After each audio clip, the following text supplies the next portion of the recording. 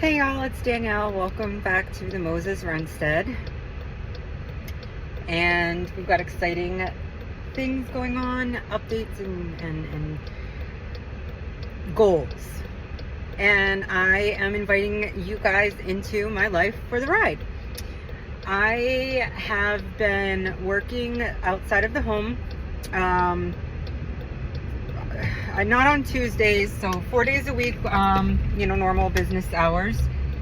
And carting kids all over the place, dropping Nathan off at school, getting Betsy to daycare, picking Betsy up, getting Nathan from school, or, then Nathan was enrolled in after school programs. And life has just been so busy and hectic. And you know what? Give me 1 second, because part of my goal right now is to slow down. So life needs to slow down. So I'm going to slow down and not multitask for a minute, because I can. So I think that the pandemic taught us and the world, a lot of the world, that A, it's okay to slow down. B, we were on a rat race wheel that we didn't even realize we were really on. We learned how to kind of survive on less than we used to, and we learned that we didn't need as much to survive as we thought we needed. And so now that things have waned down with the pandemic, everybody was expecting a return to normal, or we couldn't wait to get back to normal, and now we're there and we're miserable, like way worse than we ever were before the pandemic, and way worse than we were like during the pandemic, because we realized that that's not how life's supposed to be anymore. It wasn't how it was meant to be. So I am not going to be working all those hours outside of my home. We are blessed and fortunate that we can survive without me working 40, 45, 50 hours outside of our home. And I have a very, very hardworking husband who makes that happen. So I'm going to be cutting my hours down to somewhere between 15 and to 20 hours a week, most likely. And I will be the one picking my son up from school. I will be the one to ask him before he is, running around after school programs and 6 o'clock at night and he's had a full day too and he's grumpy. I'm going to get to ask him before that time of night, like, how was your day? What did you do today? I'm going to be the first person to get to ask him that. I am going to get to play with my kids on the playground after school again like I used to. And I am so excited and so thankful for this opportunity. Now, this also is going to entail some sacrifices and cutting back in certain areas that we have, kind of gotten back away from since I went back to work and there was extra money. Convenience foods or eating out when we are tired. We've always been really into cooking our food at home. But a lot of the times our food would end up being made sometimes with, like convenience items. So we are going to be getting away from that. Nathan has been vegetarian for going on a year. Around Thanksgiving, it'll be a year. And he has recently developed this fear or phobia of everything that's in his food, and he's Googling everything and asking Alexa what ingredients are in blah blah blah. And we're finding out that there are things, like Pop-Tarts, there's gelatin in the frosting on a Pop-Tart. Sun-Kissed orange soda, gelatin in it.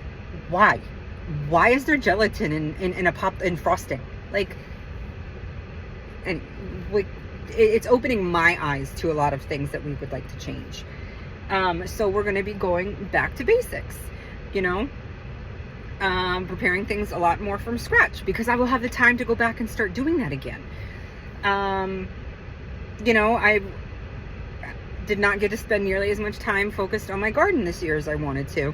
And the garden's productivity, as pleasing as it has been and exciting as it's been, I know it could have been probably even double what it is had I had more time to take care of it and nurture it, and not moved in the middle of the beginning of gardening season. So my ultimate goal and dream for right now. It could change tomorrow. It could change 10 years from now. I could end up doing it and hate it and whatever. But I wish I could do a homestead. I wish I could be like a stay-at-home mom. I don't know if I would homeschool because the pandemic and the first, that virtual learning stuff was not for us. At least it was not the right move for Nathan. Maybe it would be for Betsy. I don't know. We're not there yet. But I like the crunchy mom at home who makes everything from scratch and enjoys being with her children because she can. Like, she's not so focused on having to hurry up and get the laundry done and get this load of clothes in the dryer and get this load folded and put away and the water's boiling over for dinner and no. So we're slowing down. And I would love to have a homestead where we have like a huge kitchen garden where we grow our own produce and we preserve it through the winter. And people can say it's Little House on the Prairie all they want. But it's what makes me happy. It makes me happy knowing what I'm feeding my family. It makes me happy preparing it. It makes me happy growing it and using it. Like when I cracked open jars like last night for food that I canned, I cracked open like 3 jars to go with dinner last night. And it was so satisfying. Like, dude, I grew this. Dude, I canned that. I made this vegetable broth. Like, it's satisfying to me.